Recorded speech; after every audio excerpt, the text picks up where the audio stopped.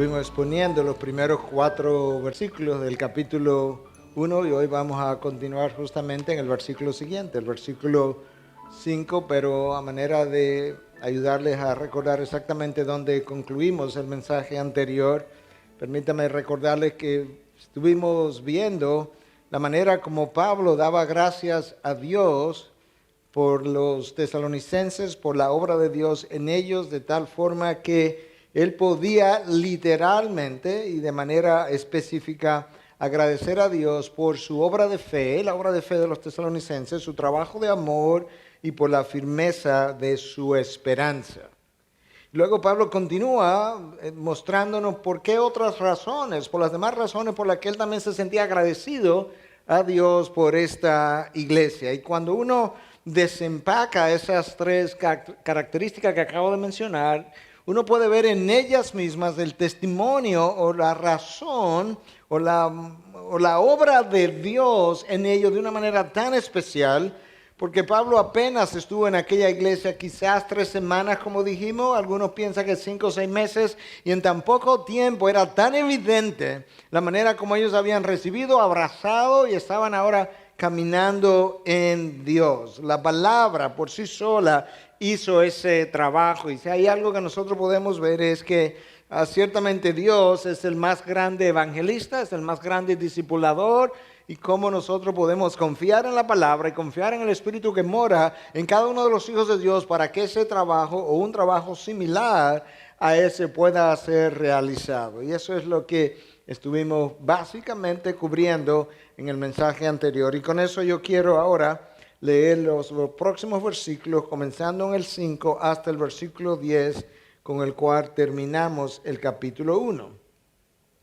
Pues nuestro evangelio no vino a vosotros solamente en palabras, sino también en poder y en el poder y en el Espíritu Santo y con plena convicción. Como sabéis qué clase de personas demostramos ser entre vosotros por amor a vosotros. Y vosotros vinisteis a ser imitadores de nosotros y del Señor, habiendo recibido la palabra en medio de mucha tribulación con el gozo del Espíritu Santo. De manera que llegasteis a ser un ejemplo para todos los creyentes en Macedonia y en Acaya. Porque saliendo de vosotros la palabra del Señor ha resonado no solo en Macedonia y Acaya, sino que también por todas partes vuestra fe en Dios se ha divulgado. De modo que nosotros no tenemos necesidad de hablar nada. Pues ellos mismos cuentan acerca de nosotros, de la acogida que tuvimos por parte de vosotros y de cómo os convertisteis de los ídolos a Dios para servir al Dios vivo y verdadero. Y esperar de los cielos a su Hijo, al cual resucitó de entre los muertos, es decir, a Jesús, y quien nos libra de la ira venidera. Padre, gracias te damos por un testimonio tan fiel, tan extraordinario de una iglesia que en poco tiempo comenzó a exhibir el carácter de Cristo. Nosotros queremos ser una iglesia como esa. Y es por eso que yo te pido que tú tomes control de la predicación de tu palabra de tal forma que esa palabra, que es más cortante que cualquier espada de 2 filos, pueda penetrar nuestra mente, nuestro corazón y discernir nuestros pensamientos y las intenciones de ese corazón. Pero no simplemente para eso, Dios, sino para que esa misma palabra que tú describes como fuego que consume, como martillo que despedaza la roca, pueda martillar en nosotros todo lo que no se parece a Jesús, para que tu imagen se vaya formando. En tu nombre, amén, amén. El texto que acabo de leer es sencillo, es una estructura sumamente fácil de ver tan pronto uno lee el texto. En esencia, hay 2 puntos de enseñanzas que pudieran resumir todo lo que aquí está. Número 1, cómo llegó la palabra, cómo llegó el evangelio hasta los tesalonicenses. Y número 2, cuál fue el efecto de ese evangelio cuando fue predicado en medio de ellos. Y eso es básicamente lo que vamos a cubrir. Pablo comienza desde el inicio, dejándonos ver de qué forma la palabra de Dios llegó hasta ellos. Escúchalo una vez más en el versículo 5. Pues nuestro evangelio no vino a vosotros solamente en palabras, sino también en poder y en el Espíritu Santo y con plena convicción, como sabéis qué clase de personas demostramos ser entre vosotros por amor a vosotros. En ese solo versículo hay una enorme cantidad de verdades que necesitamos entender. En primer lugar, nota cómo Pablo llama o usa la frase nuestro evangelio. Él tiene claro que las buenas nuevas son de nuestro Señor Jesucristo, pero él se ha identificado de una manera tal con el mensaje de nuestro Señor que ahora él ha comenzado a llamarle como embajador de Cristo nuestro evangelio. Pablo entendió que el evangelio no es simplemente un mensaje para ser compartido, es un mensaje para ser vivido. Yo creo que muchos hablan más del evangelio de lo que realmente lo viven, pero ese no fue el caso del apóstol Pablo. Decía más temprano en el culto anterior que lamentablemente el evangelio es algo que nosotros hemos oído de tantas maneras, en canciones, en oración, en predicación, de todas las formas posibles, lo hemos leído, que pronto se fue como convirtiendo en una verdad tan trillada, tan conocida, una vieja verdad que parece como una joya que ha perdido su brillo, como una verdad que ha perdido su esplendor, pero ese no fue el caso del apóstol Pablo, quien continuó por lo largo de los años llamándole no solamente el evangelio del Señor Jesucristo, lo cual él usa varias veces en sus cartas, pero también nuestro evangelio, como cuando le escribe a los romanos en 2:16 y en 16:25 y a la segunda carta a Timoteo en 2:8. Allí le llamó mi evangelio, y en otros textos como en 2 Corintios 4:3, 1 Tesalonicenses 1:5 y 2 Tesalonicenses 2:14 le llamó nuestro evangelio, o mi evangelio o nuestro evangelio. Eso solo nos deja ver algo que tú y yo necesitamos entender. Y es que el evangelio necesita pasar a ser parte de lo que nosotros somos, parte integral, parte de nuestras fibras, de nuestra esencia, como lo fue en el caso de este gran misionero que Dios usó tan grandemente. Pero inmediatamente después, Él nos deja ver de qué manera ese evangelio, ese mensaje llegó hasta ellos. Y le dice que llegó no solamente en palabras, sino que llegó con poder y llegó en el Espíritu Santo y llegó con convicción, lo cual también nos muestra que hay verdades detrás de esas palabras cuidadosamente seleccionadas. Cuando Dios no respalda su palabra, la eficacia de la misma es cero. Pero si Dios respalda el mensaje que está siendo predicado y lo aplica al corazón del incrédulo, ese mensaje es capaz de levantar a alguien que está muerto en delitos y pecados y traerlo a la vida, y no solamente a la vida, sino a la vida eterna. Los tesalonicenses habían estado separados de Cristo, al igual que los efesios, estaban excluidos de la ciudadanía de Israel, eran extraños a los pactos de las promesas, no tenían esperanza y estaban sin Dios en este mundo. Pero cuando el evangelio, respaldado por Dios, llegó hasta ellos vía la predicación de Pablo, ellos pasaron a ser parte de la familia de Dios. Y el apóstol está tratando de comunicar o de recordar, y para registro y beneficio nuestro, que ciertamente el efecto que nosotros vimos en ellos, o la obra de transformación que vemos en ellos, realmente fue el efecto secundario o la consecuencia natural de la manera como el evangelio llegó hasta esa comunidad. Cuando alguien recibe el mensaje de Dios y lo aquilata y lo asimila por lo que es, hay dos cosas que salen a relucir. Una es una vida de santidad y la otra es convicción al hablar. Y en el versículo 5 nosotros vemos ambas cosas, porque Pablo les dice que el Evangelio llegó con convicción, ahí está, al hablar, convicción. Ellos podían ver la autoridad de la palabra en él. Y número 2, les afirma, vosotros sabéis qué clase de personas demostramos ser entre vosotros. Y le dice algo más. ¿Y cómo llegamos a hacer eso? De esa manera, por amor a vosotros. Cuando tú sigues leyendo, tú encuentras a Pablo describiendo y recordándoles a ellos, vosotros sabéis, capítulo 2, cómo fui como una madre que cría a sus hijos con ternura. Vosotros sabéis cómo yo trabajé con estas manos para no serle de carga. Es a ese estilo de vida al que Pablo se está refiriendo cuando hace mención en el capítulo 1 y dice, vosotros sabéis qué clase de persona demostramos ser entre vosotros, pero no los deja ahí, sino que les dice cuál fue su motivación. Esto yo lo hice por amor a vosotros. De manera que los tesalonicenses no simplemente vieron la teoría al ser predicada, o no simplemente oyeron la teoría al ser predicada, sino que vieron también la práctica en un estilo de vida que Pablo ahora les recuerda.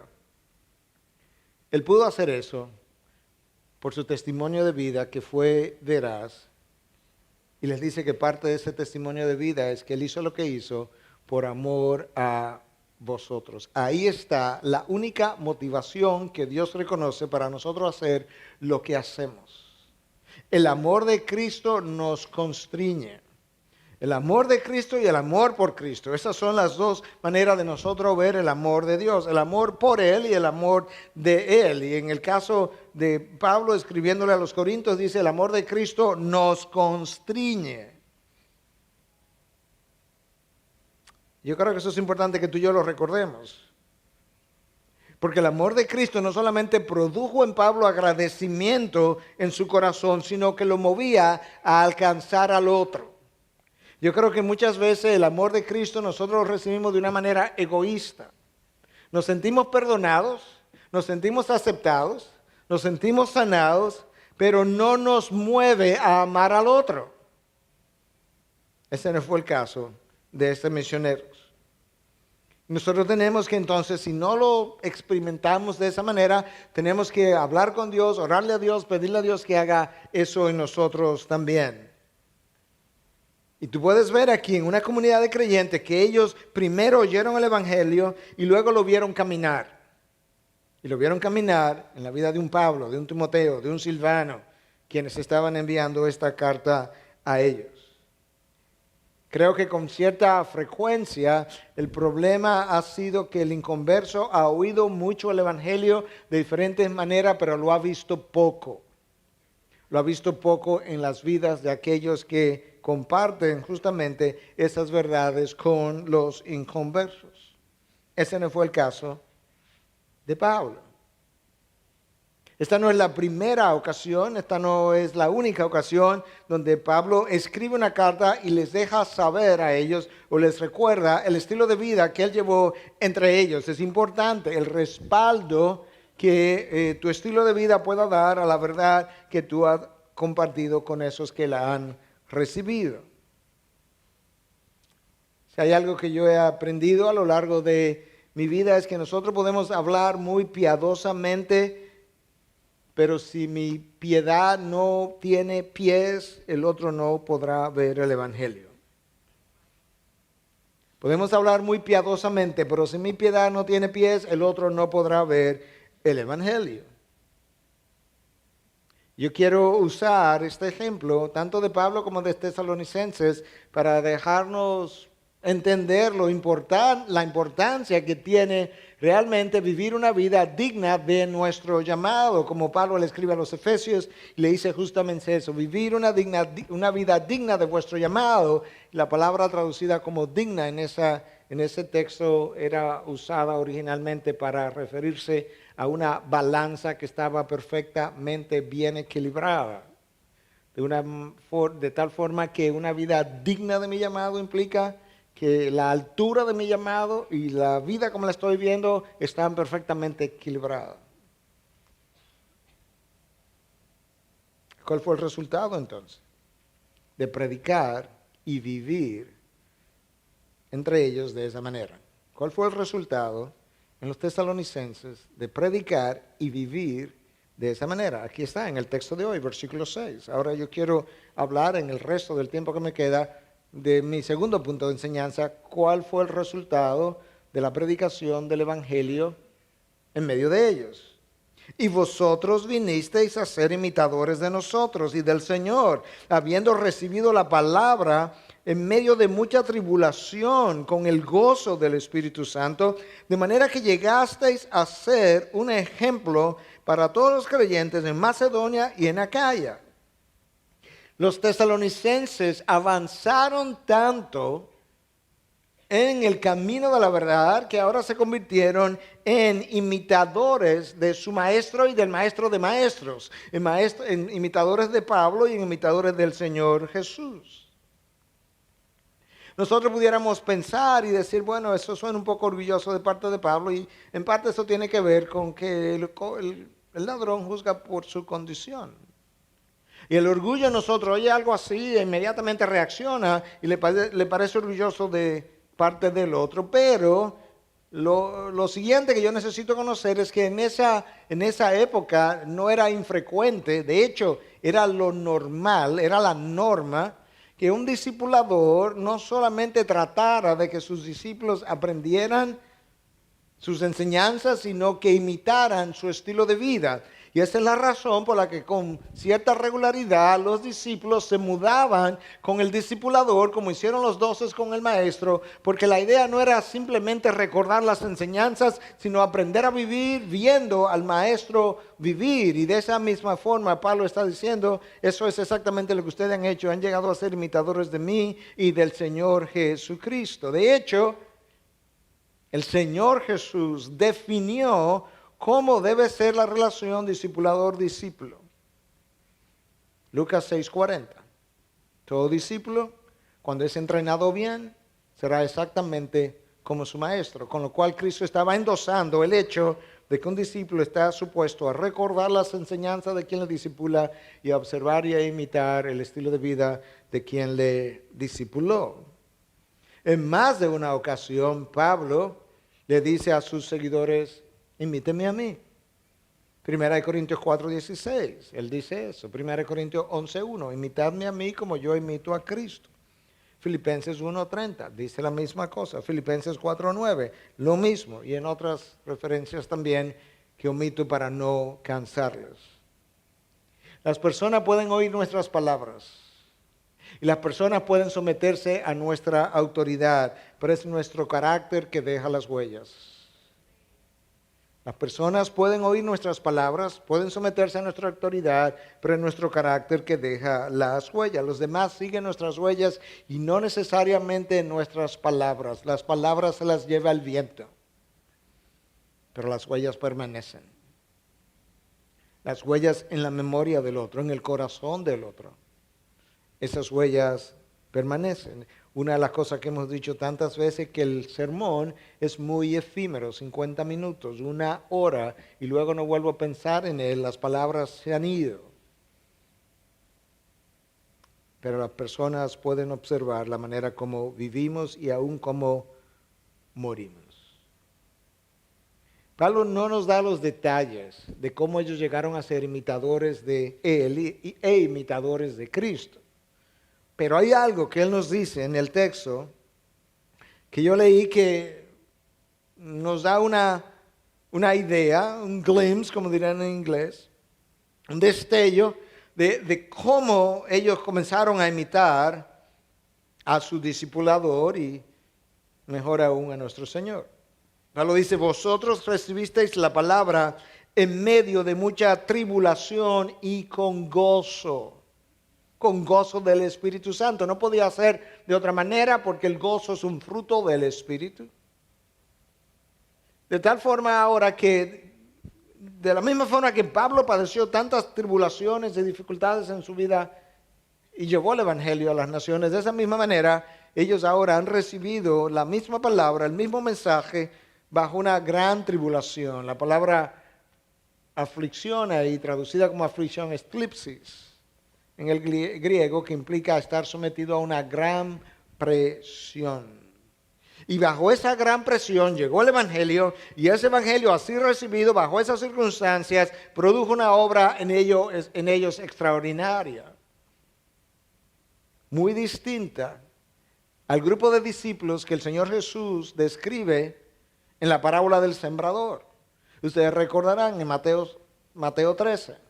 Jesús habla de que un sembrador salió a sembrar y la semilla representaba la palabra. Y hubo un grupo de esas semillas, que cayeron en un tipo de terreno, en pedregal, que no produjo los frutos necesarios. Los discípulos no entendieron la parábola. Cuando Cristo se retiró con ellos, ellos fueron donde Él y le dijeron, Señor, no entendimos, explícanos. Y Él comenzó a explicarle algunas cosas. Y en el versículo 20 y 21 de Mateo 13, tú lees lo siguiente. Y aquel en quien se sembró la semilla en pedregales, este es el que oye la palabra y enseguida la recibe con gozo. Hasta ahí los tesalonicenses y estos se parecen, porque ellos también recibieron la palabra con gozo. La diferencia está en el próximo versículo de Mateo 13. Pero no tiene raíz profunda y en sí misma, sino que solo es temporal, y cuando por causa de la palabra viene la aflicción o la persecución, enseguida tropieza y cae. Los tesalonicenses no fueron de ese grupo. Ellos recibieron la palabra en medio de la tribulación, la recibieron con gozo, pero el gozo perduró y la palabra también. Tú y yo necesitamos entender que el sufrimiento es parte del discipulado cristiano. El sufrimiento es parte del discipulado cristiano.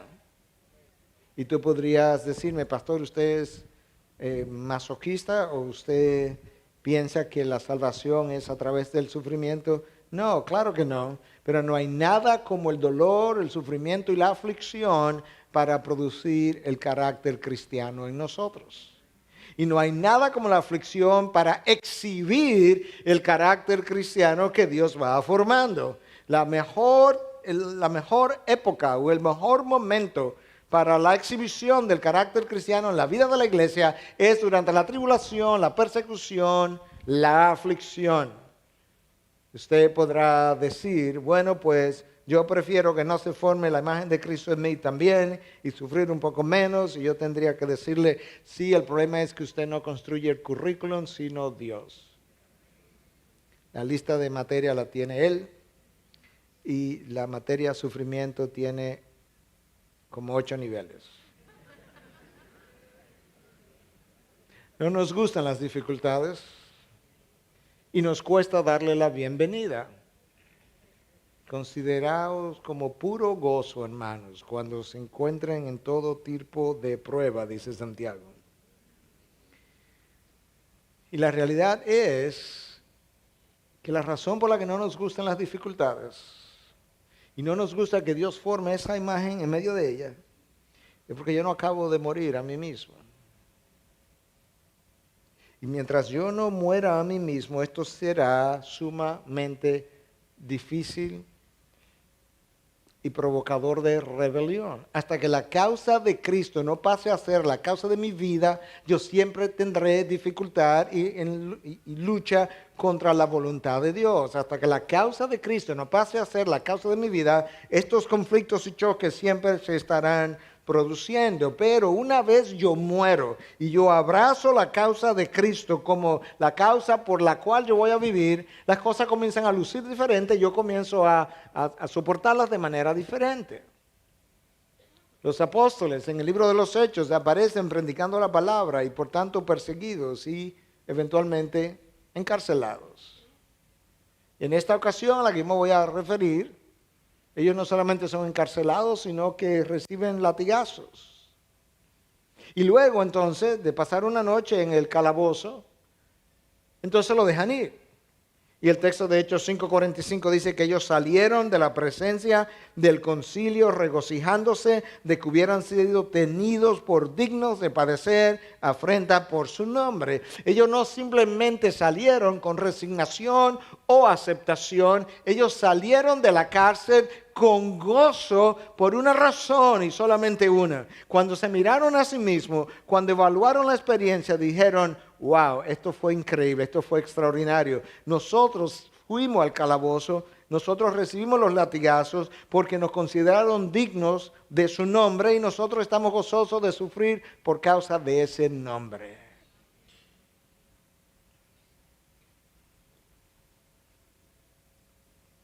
¿Te imaginas? ¿Te imaginas el efecto de nuestras vidas en las vidas de otros?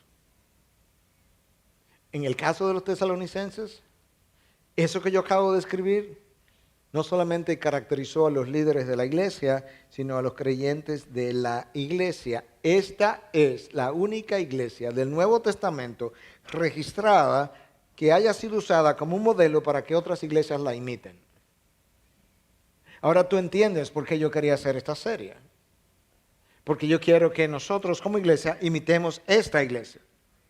Decía alguien que esta fue una iglesia excepcional en la manera como ellos respondieron a la persecución. Como nosotros vivimos es importante por múltiples razones. Pero una de ellas es que otros nos observan.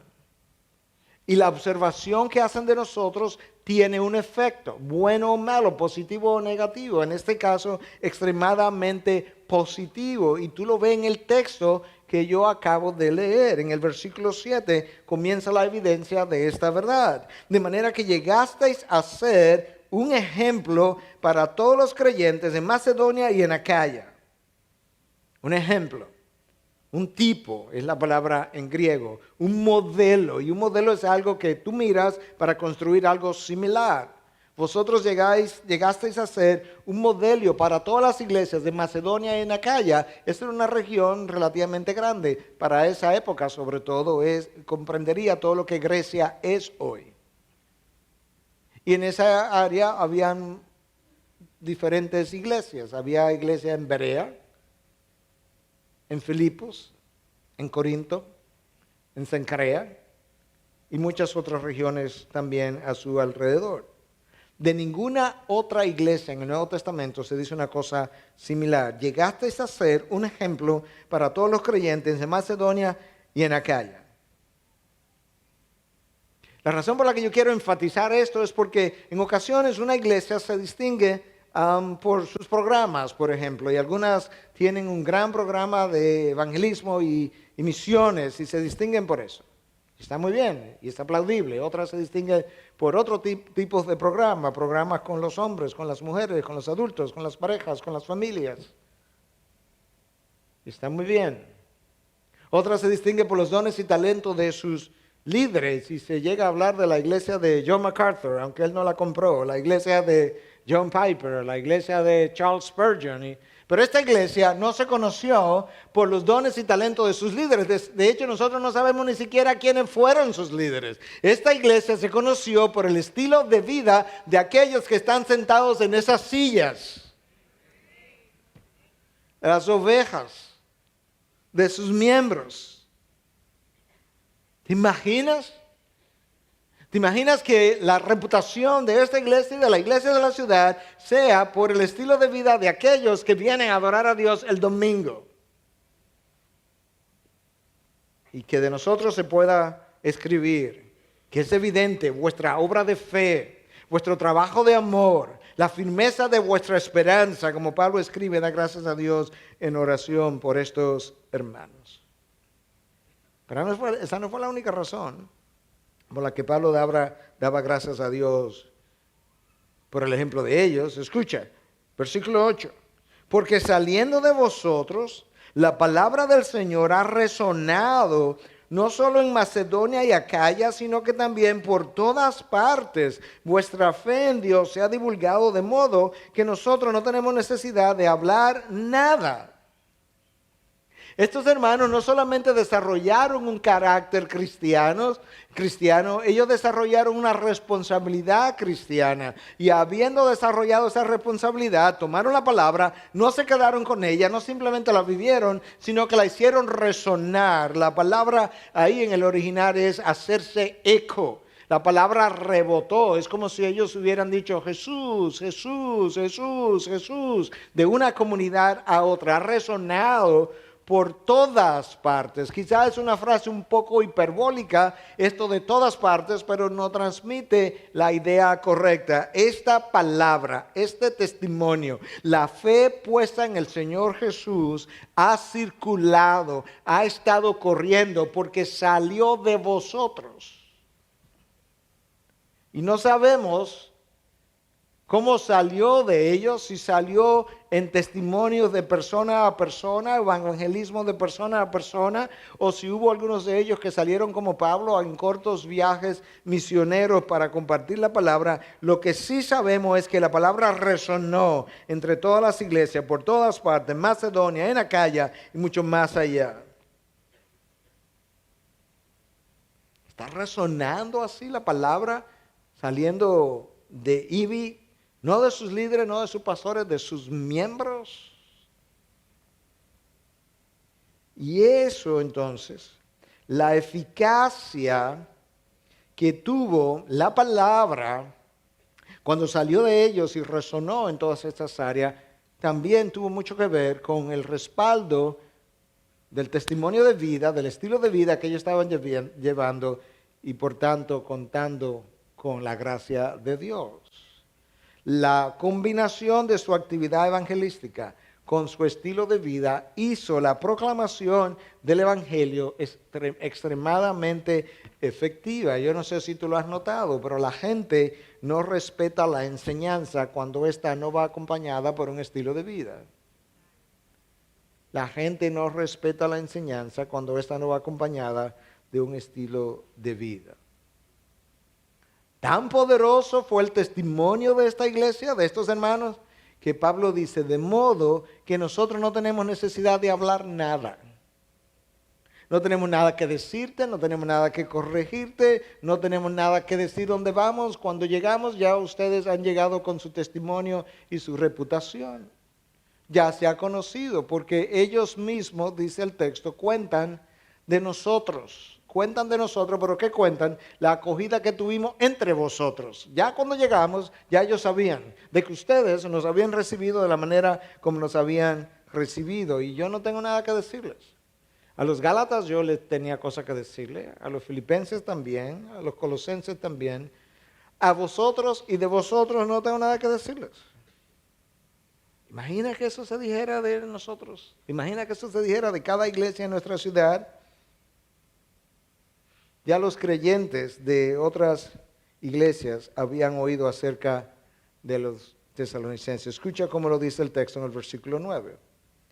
Pues ellos mismos cuentan acerca de nosotros, de la acogida que tuvimos por parte de vosotros y de cómo os convertisteis de los ídolos a Dios para servir al Dios vivo y verdadero. Ellos habían oído no solamente de la acogida que le habían dado a Pablo, sino que habían oído también de su conversión, de cómo se volvieron de los ídolos al Dios vivo y verdadero.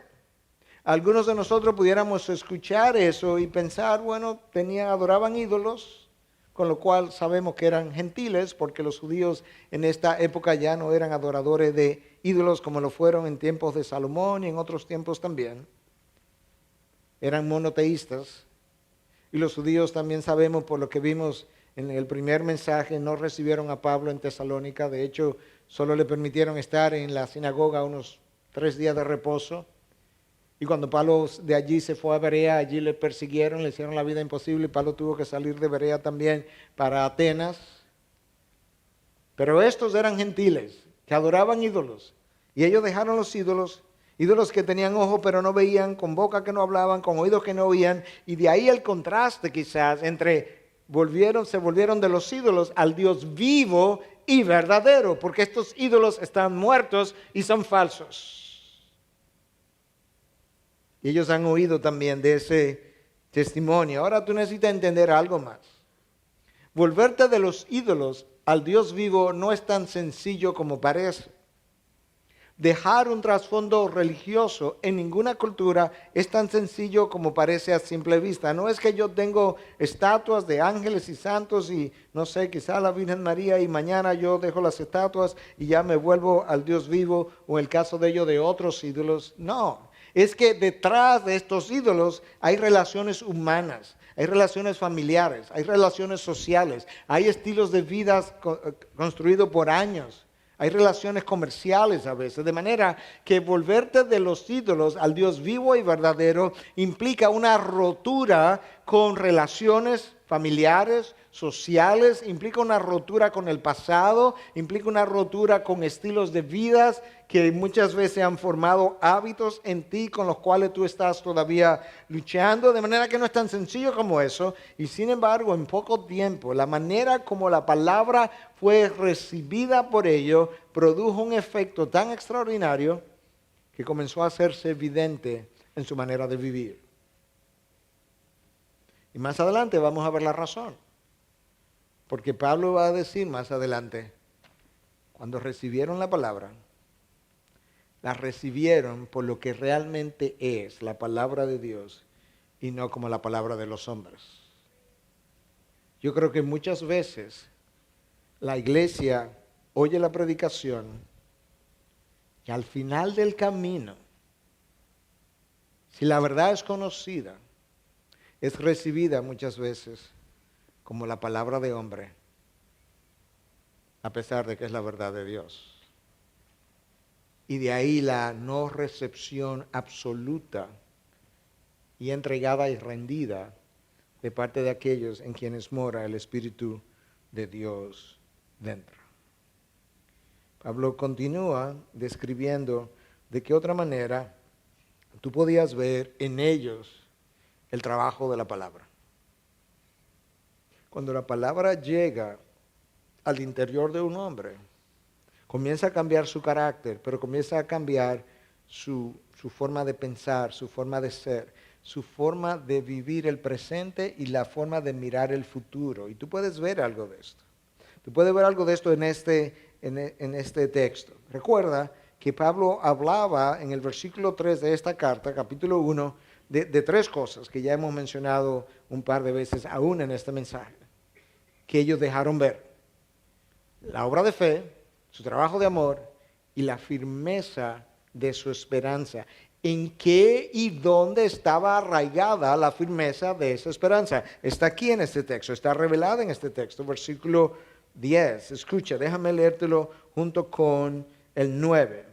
Pues ellos mismos cuentan acerca de nosotros, de la acogida que tuvimos por parte de vosotros y de cómo convertisteis de los ídolos a Dios para servir al Dios vivo y verdadero y esperar de los cielos a su Hijo, al cual resucitó de entre los muertos, es decir, a Jesús, quien nos libra de la ira venidera. Ahí estaba su esperanza. Ellos estaban esperando a su Hijo, lo cual hace referencia a la parte divina de Jesús, el unigénito de Dios, pero también nos dice que ese Hijo Dios lo resucitó de entre los muertos. Ciertamente la cruz de Cristo sin su resurrección no tendría nada que ofrecernos o no nos ofrecería garantías de nuestras esperanzas, pero la tumba está vacía, de tal forma que hoy esperamos al Cristo resucitado, revestido de gloria, en poder y majestad, acompañado de multitudes y miríadas de sus ángeles. Y ellos esperaban al mismo Cristo de la misma gloria, a Jesús, quien nos librará de la ira venidera. La iglesia ha perdido mucho del brillo o de la intensidad o de la pasión con la que históricamente ha esperado a nuestro Señor Jesús. En la década de 1970 y principios de los 80 se produjo el movimiento Cristo Viene. Y todo el mundo estaba hablando de que Cristo viene. Había bumper stickers que decía Cristo viene. Y todo el mundo hablaba de eso y había como un furor, y de hecho hubo un gran número de conversiones que se dieron en América Latina, fruto de que Cristo viene, arrepiéntete, Cristo viene. No muy distinto a cuando Cristo predicó y dijo, arrepiéntate que el reino de los cielos está cerca. Claro que él no iba a decir, arrepiéntate que Cristo viene, sino arrepiéntate que Cristo llegó. Pero había ese espíritu en la atmósfera. La iglesia de hoy en día ha perdido eso. Y más bien está como dormida en sus laureles. Sí, Él viene, pero sabrá Dios cuándo. Sí, tenemos muchos años. Como que en los años 70 la iglesia tenía esa expectativa, pero como no vino en los próximos 10 o 20 años, sabrá Dios. Sin embargo, hace 2000 años atrás, la gente hablaba de otra manera. Déjame leértelo de las cartas de Pablo. De 4 cartas distintas, yo te voy a comenzar a dar una idea de cuál era el espíritu con relación a la espera y el regreso de nuestro Señor Jesucristo. Romanos 13:11. Y haced todo esto, conociendo el tiempo, ya que es hora de despertaros del sueño.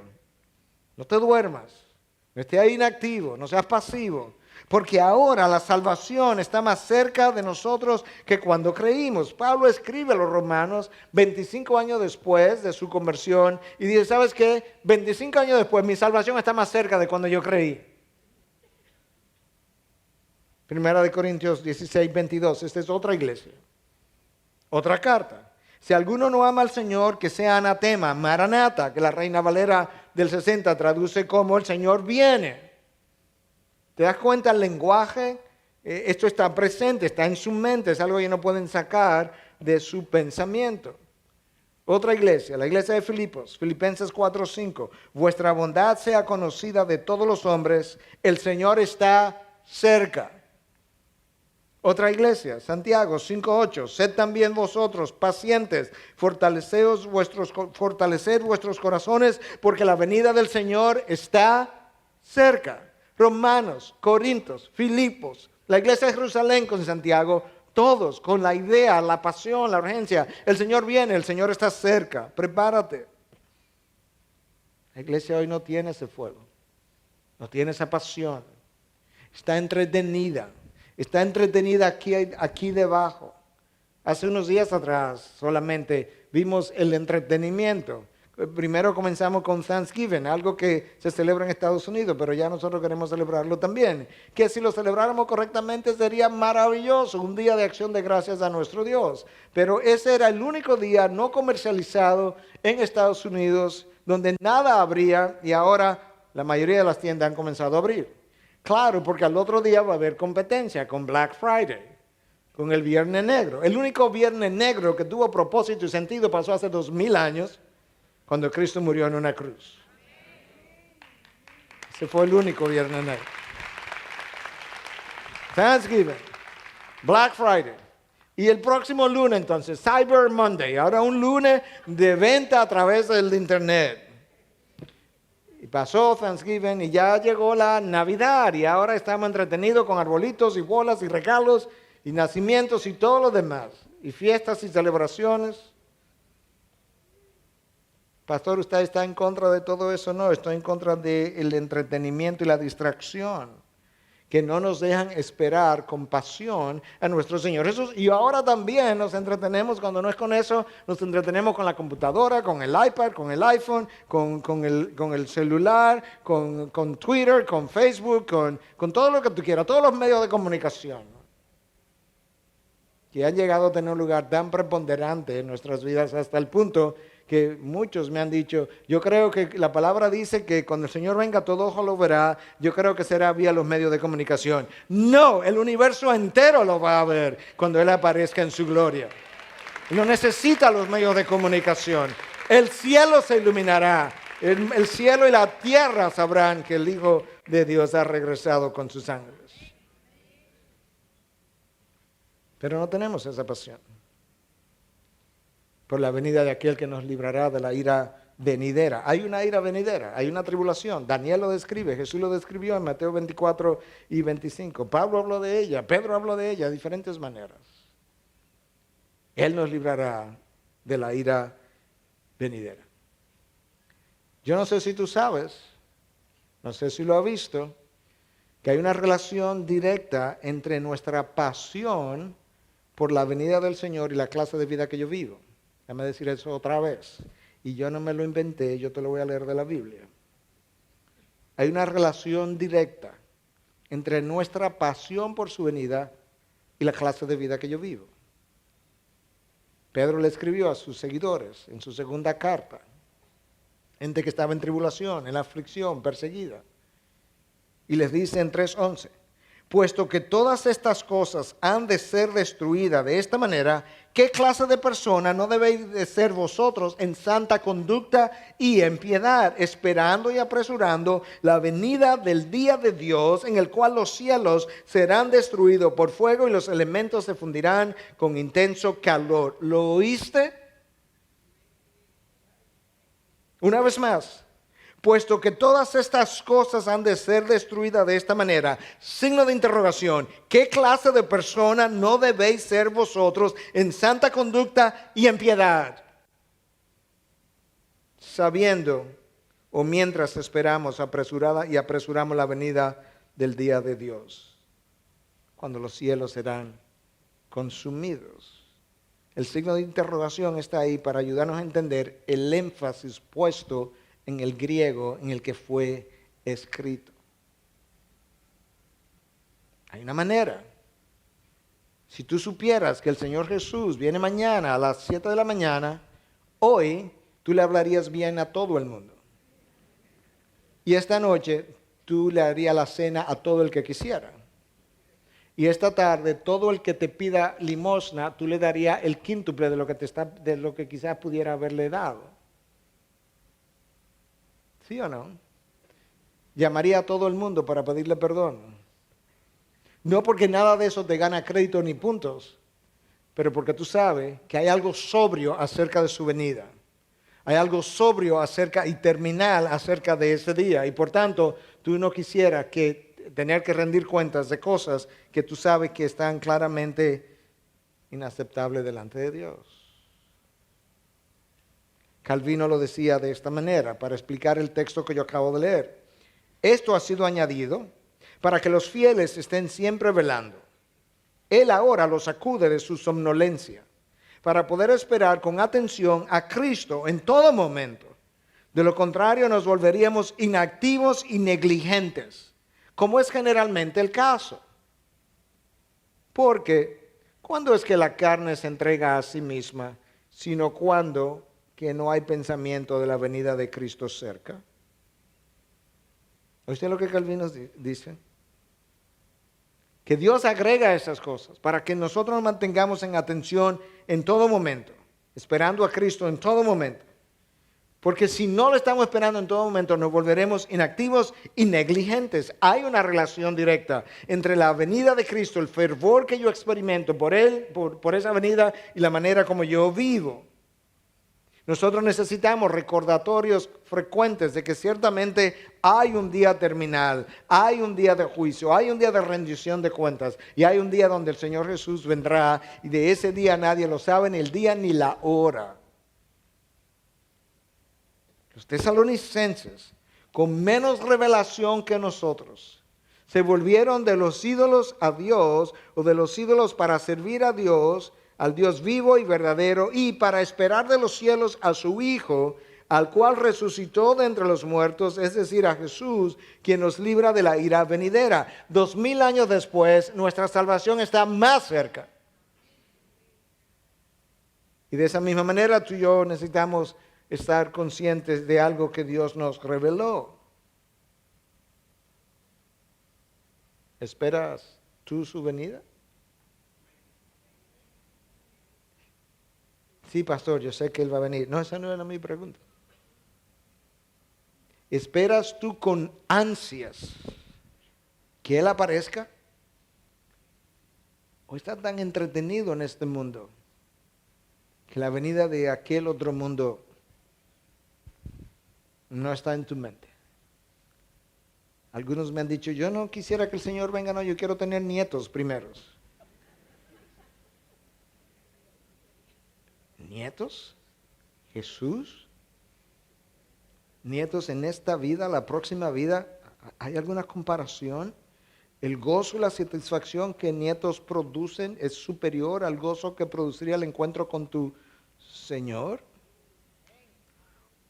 Otros me han dicho de manera seria: pastor, yo no quiero que él venga, yo quiero casarme todavía y por lo menos tener esa experiencia.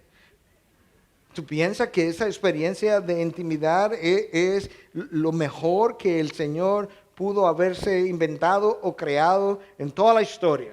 No hay nada que Él tenga reservado en la vida venidera que pueda superar con creces a eso que tú llamas esa experiencia. ¿Te das cuenta cómo los deseos y las cosas de este mundo nos tienen aferrados y apegados a algo tan efímero y tan temporal?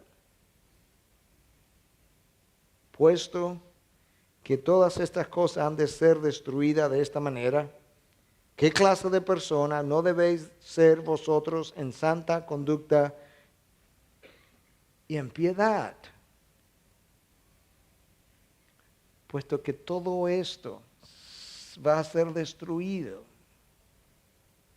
puesto que todo esto que tú disfrutas es eternamente inservible, ¿de qué forma deberías vivir? ¿Lo que ansías es algo que ansía el reino de los cielos o es algo que ansía el reino de los hombres? ¿El motor de tu vida es algo que funciona en el reino de los hombres o es algo que puede tener un impacto y una continuación en el reino de los cielos? ¿Entiendes lo que es la idea de que todos compareceremos ante el tribunal de Cristo para rendir cuenta de todo lo bueno que hayamos hecho, de todo lo que hayamos hecho, sea bueno o sea malo? 2 Corintios 5:10. ¿Entiendes eso? ¿Entiendes la sobriedad de eso? Bueno, que ya yo soy creyente. Puede ser que sea creyente. Todavía 2 Corintios 5:10 es verdad. Y habrá una sobriedad cuando yo tenga que hacer eso. Que si yo supiera eso mañana, yo comenzaría a vivir de una manera distinta hoy. ¿Entiendes que verdaderamente hay una relación directa entre la manera como vivo y el fervor que tengo por la venida del Señor? Nosotros debiéramos levantarnos todos los días con una llama encendida en el corazón, deseando que Él aparezca. Y cuando Él aparezca, todo ojo le verá, y toda lengua confesará, y toda rodilla se doblará, confesando que el Señor es Dios. Y que Dios Padre le dio al Hijo, el que ha de venir, al que resucitó de entre los muertos, un nombre que sobre todo nombre, para que al nombre de Jesús se doble esa rodilla y confiese esa lengua que Él es. Eso ha de ocurrir, eso ha de pasar. Eso es más cierto que lo que yo estoy predicando en este momento, que el hecho de que yo estoy en Ivy en este momento. Eso es más cierto que eso. Porque es su palabra. Y de su palabra ni una tilde ha de ser quebrantada. Dios tendría que dejar de ser Dios. ¿Te imaginas que seamos como ellos? Como los tesalonicenses, con un estilo de vida, fruto de una palabra recibida y con una esperanza en el mundo venidero, que nada ni nadie, ni la tribulación ni la dificultad nos puedan robar.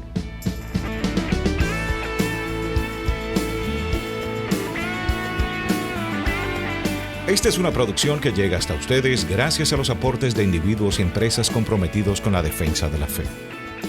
Para más información, preguntas y comentarios, visite nuestra página de internet www.integridadysabiduría.org. En esta página encontrará información sobre la producción de este y otros recursos que ponemos a su disposición, como también las formas en las que usted puede contribuir con la producción de programas como estos. Les invitamos nuevamente a visitar nuestra página de internet www.integridadysabiduría.org. Será hasta la próxima, cuando nos reencontremos en su palabra.